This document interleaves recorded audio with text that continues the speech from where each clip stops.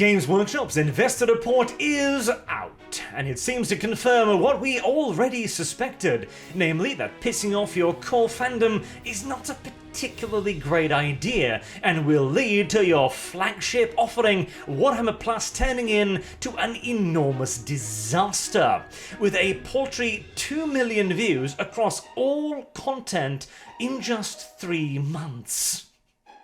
Just 3 months.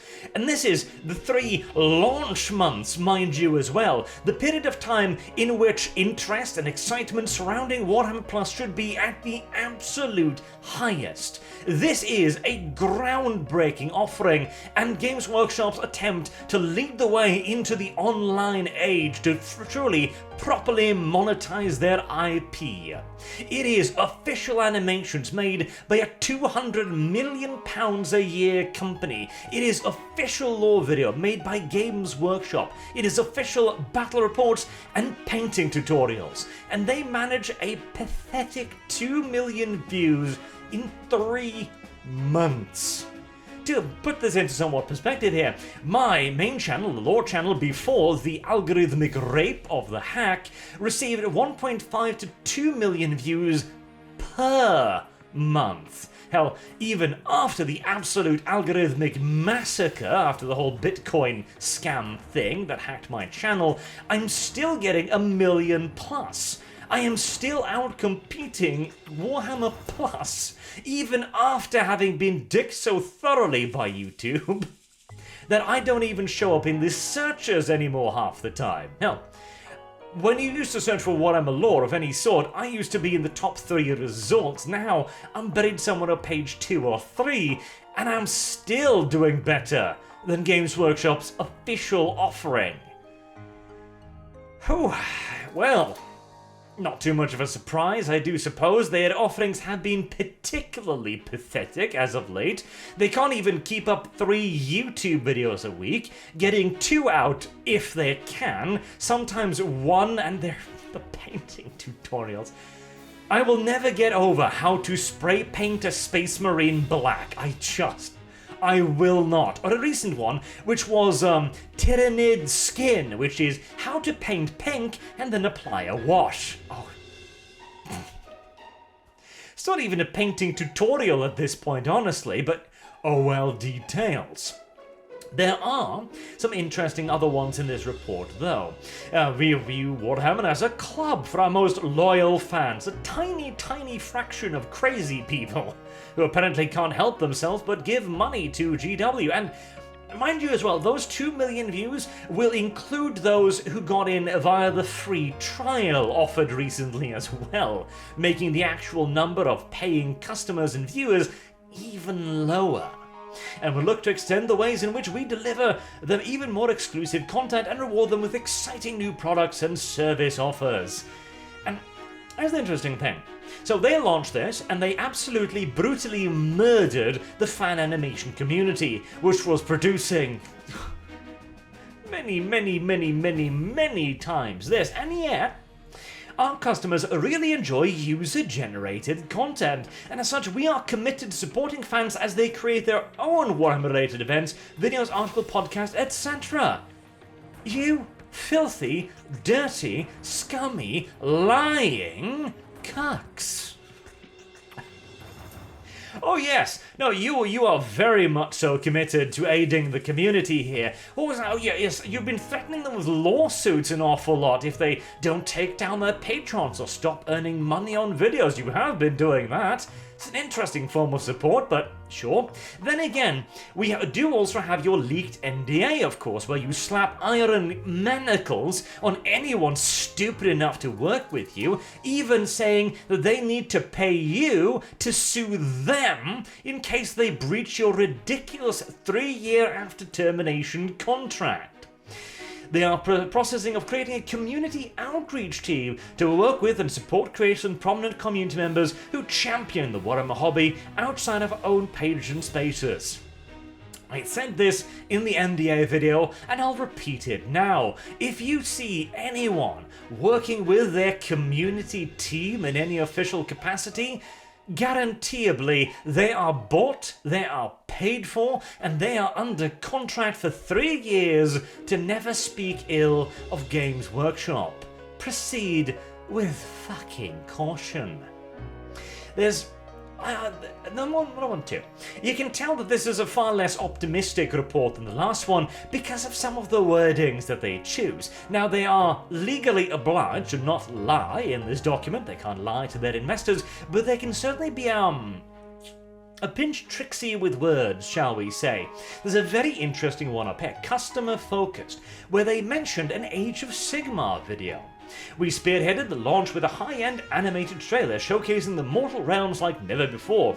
This was viewed 28 million times in the period.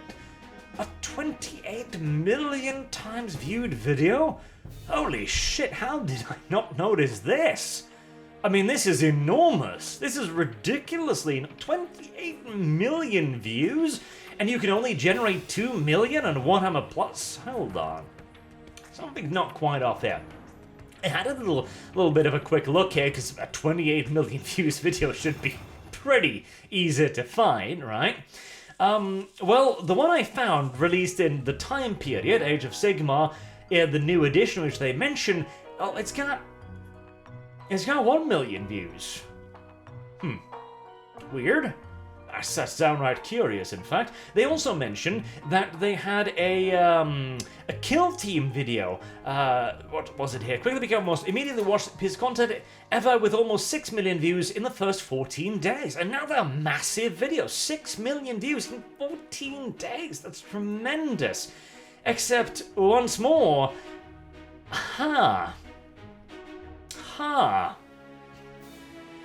where the hell are you getting these numbers from, Games Workshop?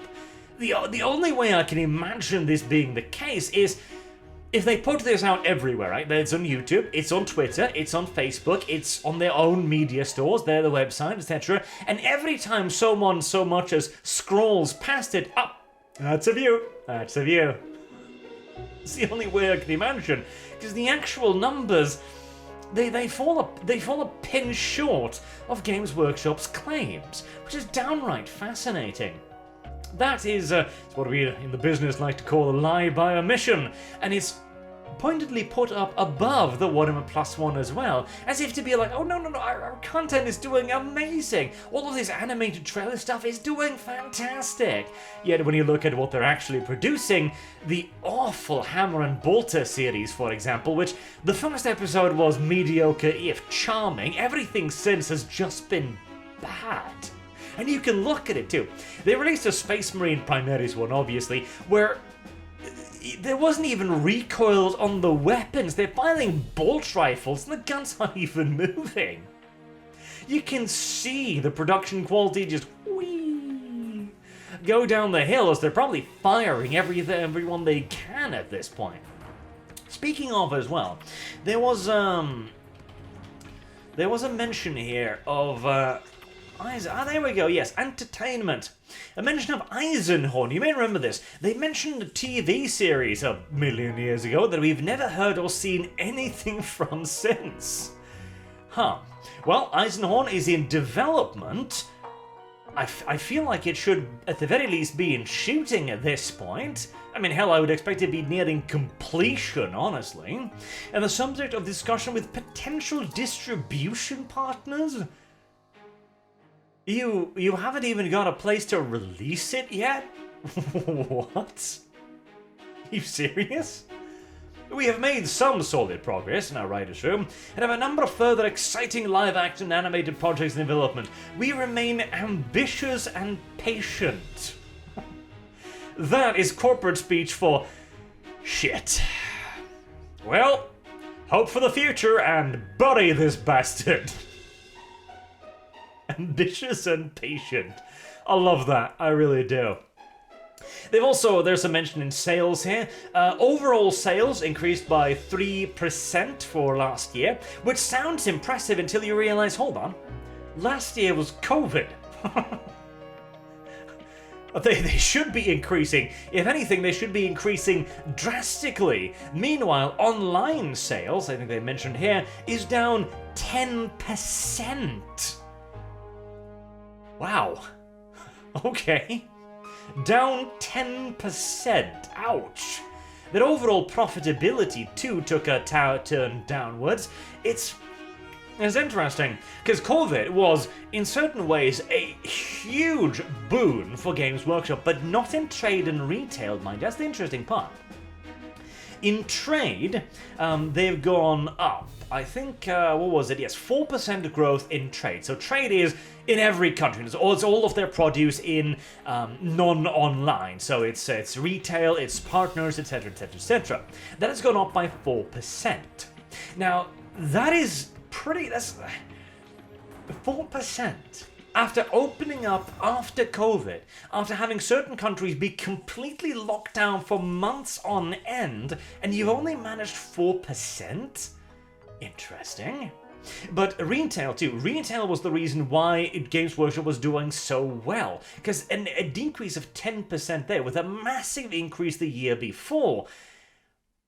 They're taking a serious hit right now, and I also like how they're mentioning maintaining the steep change in sales, the fucking plummet, in order levels against the prior year is the plan. So they expect this to continue, do they? Which means they think that the current trend of dipping online sales isn't just COVID. It's probably also the massive backlash to how unfathomably poorly they've treated the community.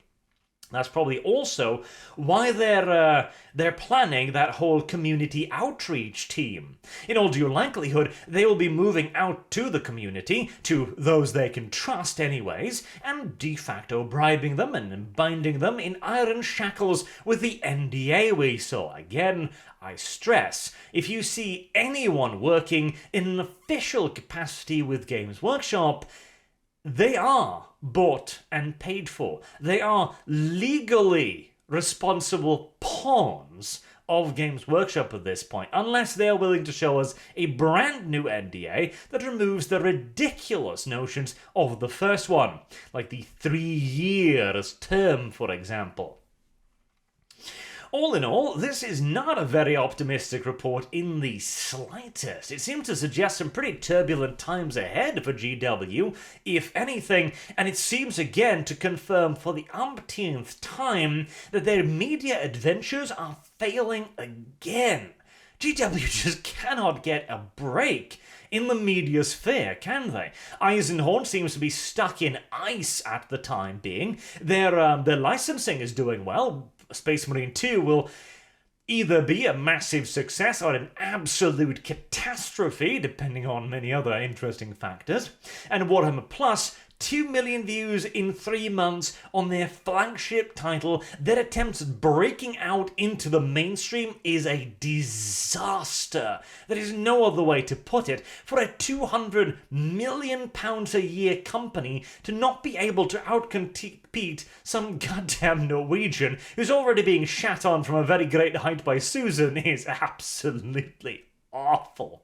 And to point this out even further as well, they say here, remind you, this is Games Workshop speaking. One of the corporations that have been receiving the most glowing general PR in the mainstream press now, and a massive corporation actively pushed by social media, they are the ones saying this.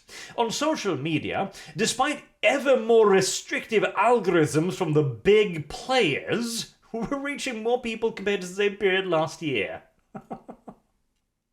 We, Games Workshop, are being suppressed by the algorithm we are. Yes, big tech is cramping down on us. What's that? We're reaching way more people than before.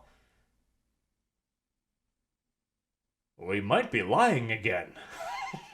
God damn it, GW. See, this is a common thing, isn't it? Both in the SJW fair and in the internet incompetent sphere. Oh, no. Yes, you see the reason why we're receiving this massive backlash? It's something. It's Twitter, yes. The reason why people are yelling at us on Twitter, Mr. Roundtree, sir, it's because of Twitter. We're being suppressed, you see. Come into my world sometime, and you'll get a taste of suppression, my friend. Goddamn pathetic.